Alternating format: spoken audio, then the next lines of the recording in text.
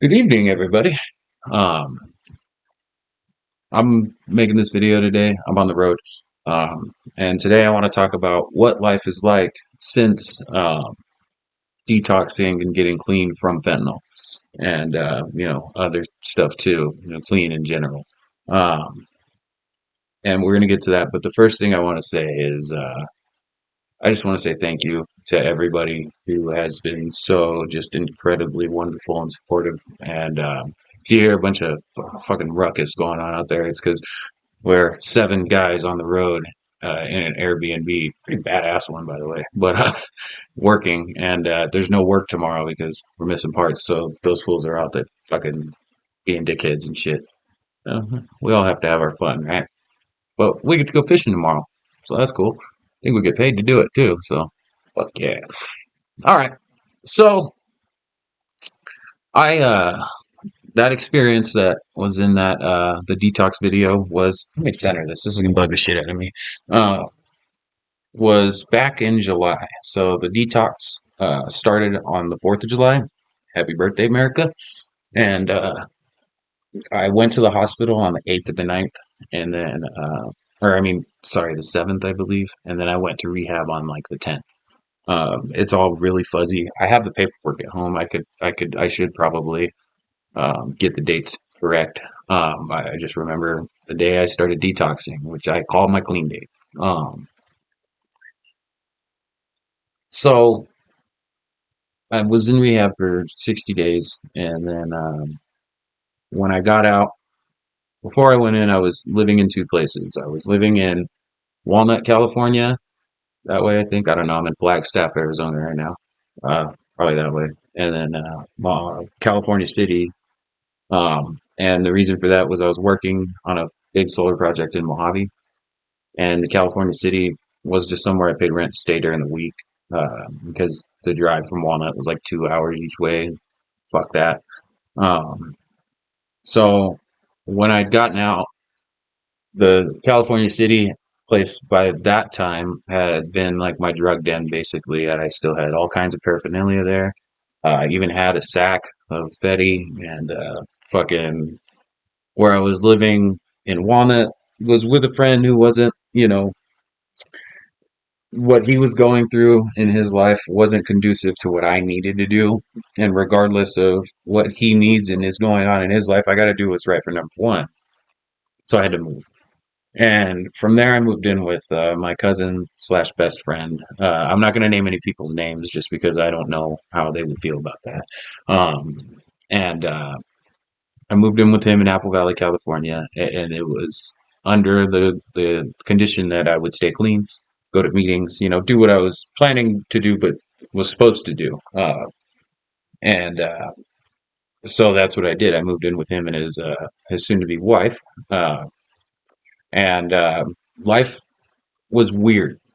It was really strange getting out of treatment because up to that point, I literally never never spent normal life normal, clean or not under the influence of something. Even like in the young years and leading up, whether it was weed or drinking, a lot of drinking. I was drinking all of my 20s before and like heavily, like then the last like 5 years of my drinking was I was a fifth a day alcoholic as well.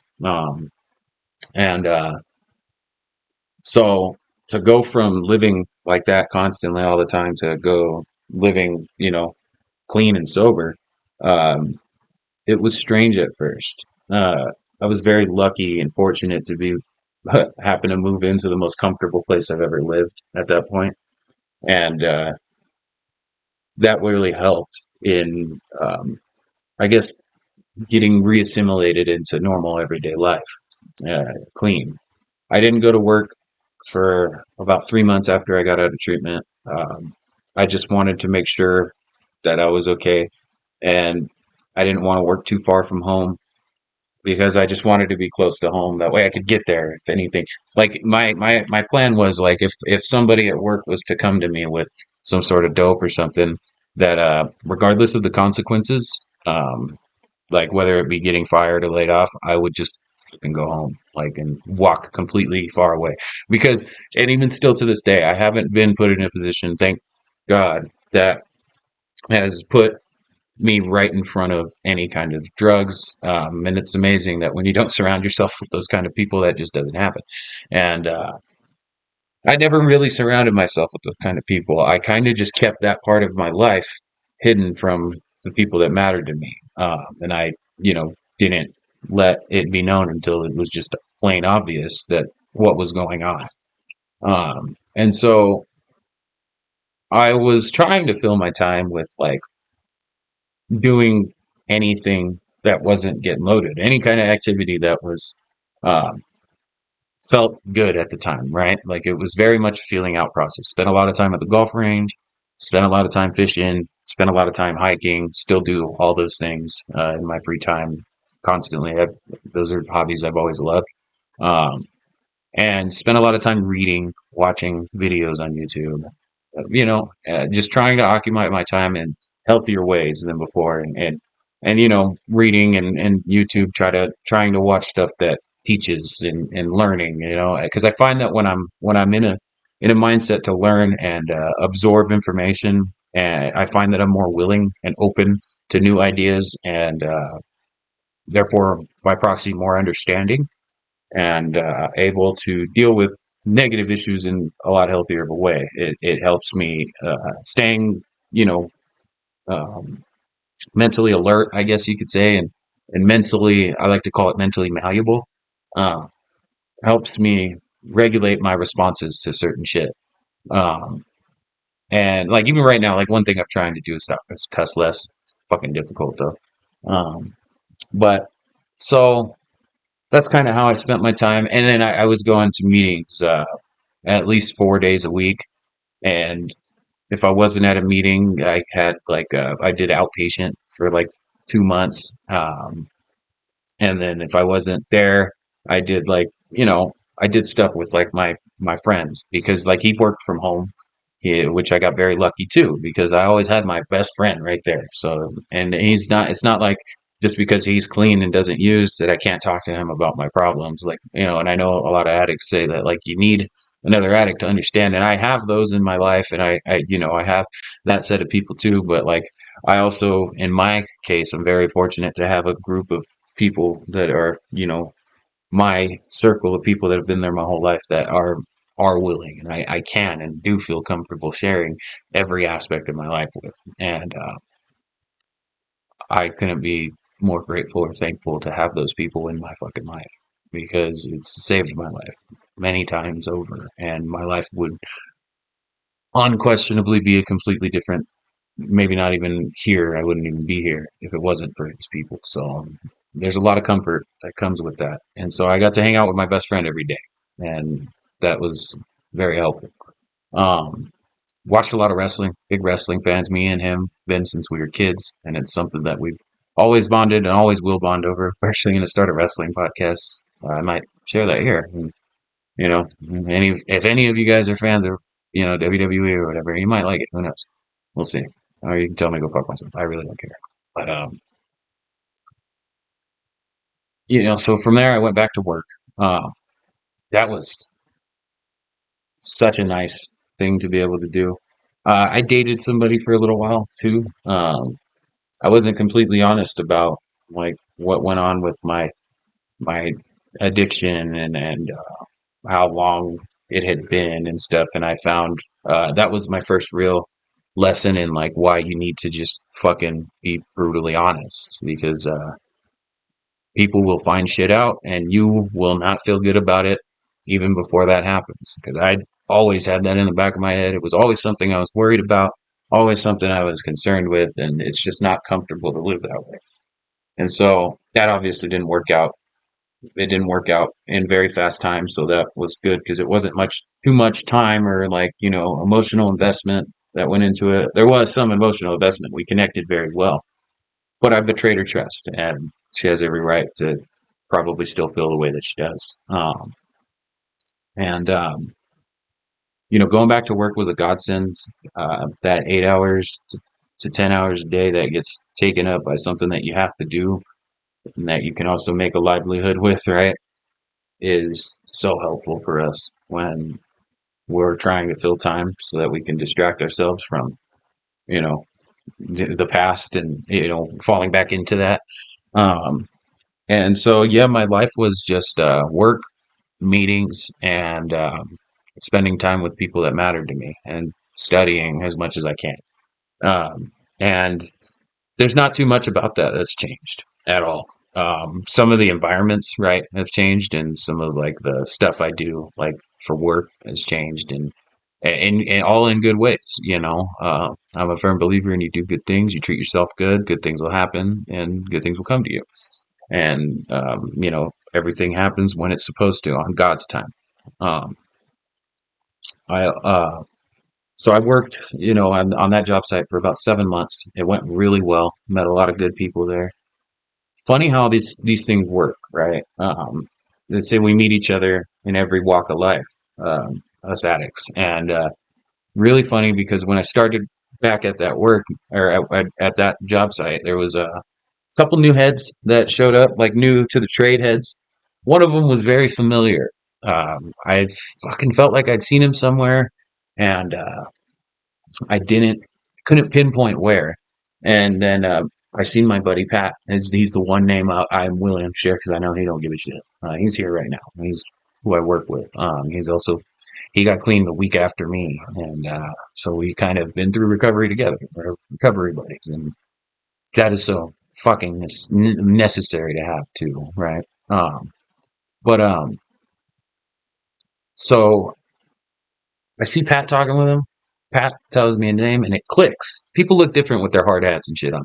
And I'm like, oh, he's from the meetings. I fucking talked to him at the meetings and shit. And so I walked up, introduced myself, and right there we clicked. And in that, I found out he's, very, very active in the program, very, very much works a really good program. And it's funny because at that point, I'm talking to somebody who's a probationary apprentice, right? And I'm, most of the way through my apprenticeship. I'm almost done. And, you know, those things don't matter in recovery at all. They fucking have no place in to matter in recovery. Um, I asked him if he would be my sponsor because I felt like we connected and stuff, and he said, of course. And I didn't do as much work as I maybe should, and like he was always on my ass, and that's the way it should be. And you know, it still can be said that I have a lot of work to do still, and I always will. There's always going to be, but I didn't take the importance of doing what I needed to do in terms of step work and stuff in a timely manner very seriously, and I felt the effects of that. Things negativity was a lot more prominent as time went on, and then it became, you know, important that I got that shit done because there were some things I needed to learn. Um, and there was a lot that I learned through that experience. Like the main, most valuable lesson I think I took from that is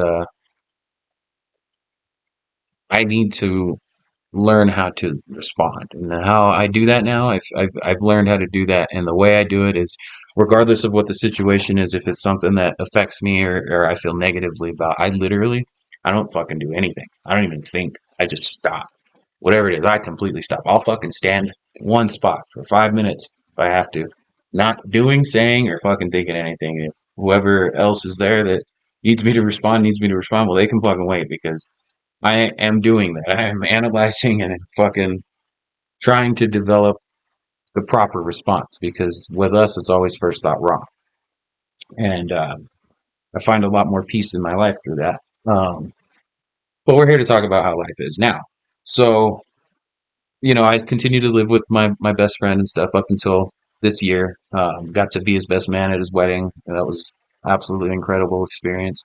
Um, got to, we got to find a dog that people had dumped and raise him as our own, and now they still have him. He's a wonderful little boy. Um, and then from there, once they had their baby, I moved out and moved in with one of my other best friends in the world, who had just bought a home with his wife, and I rent a room from them now. And it's, same thing. Like, I have people that I feel the absolute most world of comfort with that I live with. And I'm so lucky because my goal right now is I'm trying to save as much money as I possibly can so that I can buy a home of my own one day. Obviously, with things the way they are, it's becoming more and more difficult to do that, and it's taking more and more. And so to be in a position where I don't have to rent my own space, spend that big chunk of money, I can just spend a little bit and rent space somewhere I'm extremely comfortable.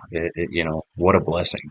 Um, and so this year has been really slow with work, which I think probably was the most difficult part of this past 2 years for me mentally was is because I don't feel good about myself when I'm not actively employed and like bringing in money and having somewhere I have to be every day. Like that's important to me. It's huge to me.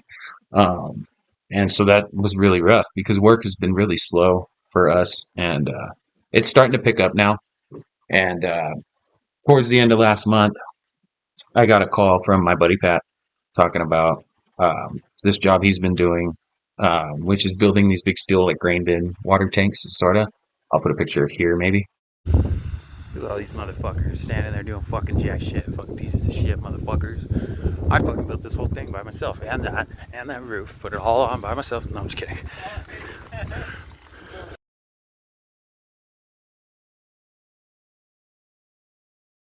And if I remember, and it's traveling work. So very short jobs. I'm used to jobs that last months and months or years, even. Job sites. I'm going the same place every day. I'm somebody who really wants to see as many places as possible. I want to be and experience as many things and places as I possibly can in my lifetime here.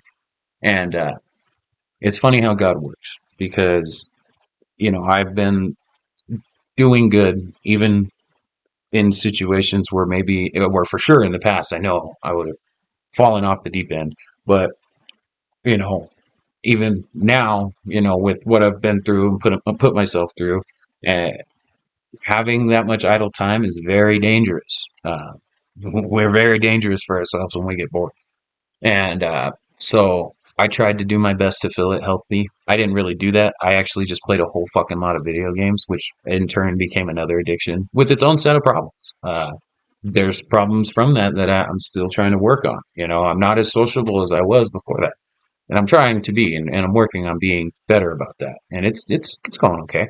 I don't play video games at all anymore. And for me, when stuff gets out of hand like that, I have to stop completely, or else it's just going to pick back up and become bigger than it ever was before. I feel like a lot of us have that in common. Um, but yeah, so this job is building these tanks. We travel from job to job. No job takes any longer than about a week. And since I've been here, I've already been to Yosemite and paid to stay in a really bitchin' Airbnb. I'm in this bitchin' Airbnb right now. I wish it was daytime. I'll put a little clip at the end of where I'm essentially getting paid to stay. I mean, obviously I'm working too every day, but that doesn't bother me. I love that, and I get to see really cool places. And from here, I get to go to Texas for the first time in my life. I get to go to Kansas for the first time in my life. I get to go to Detroit after for the first time in my life. New York. The possibilities are endless. There's even work in Canada. I might get to go to Canada, someplace that's always been on my bucket list of things, places to be. Um, that might actually be a possibility, and I might not have to spend a dime doing it. I might get paid, you know, and it's really cool. They take care of everything. I don't have any expenses except for my bills at home and stuff that I have to pay while I'm out here. So I couldn't ask to be in a better position work wise, and now because of that loose end that's kind of been tied up mentally, and honestly, this making these videos and then seeing the response I've gotten from you guys has been absolutely such a motivating factor, and just drives home the point even more as to why it would be so stupid to go back and do anything like that. I'd be signing my own death warrant. I've said it to a bunch of people in the comments down below. Um, and I'd be throwing everything away that I want to be doing right now with my life, for sure. And if I was using and started using again, very good chance I'd probably be dead because I probably would have done something stupid like take the same hit of fentanyl I used to when I was loaded, and that would be all it'd take.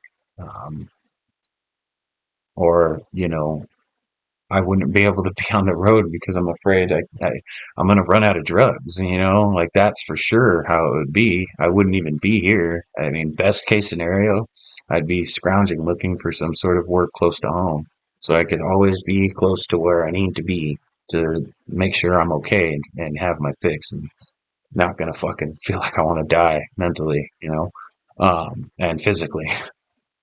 Um, but that's where life is at right now. And I'll post updates like this every now and then.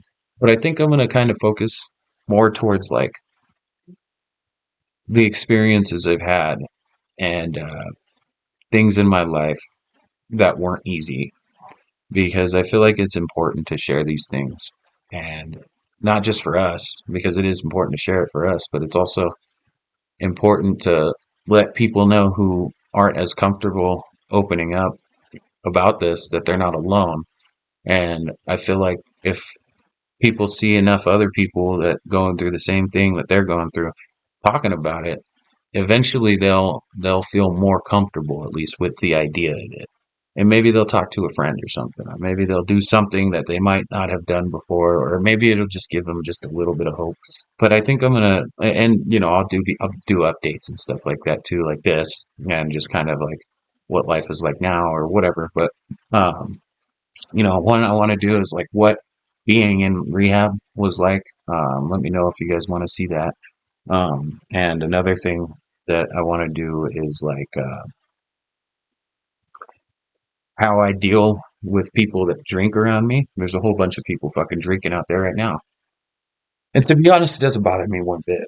I have no desire to drink. I'm very grateful for that. But for a minute, there was that, and there was certain ways I dealt with that, and I think it would be important to share that. And I don't really have many other ideas, honestly, at this moment right now, but I'll come up with them. And I'll throw them out there in the next video and the next video after that. But yeah, I just wanted to share that you can go through harrowing things like this, and you can even be the one that puts yourself through them and you can come out on the other side and you can become a success and you can be a good person to yourself still, and you deserve that.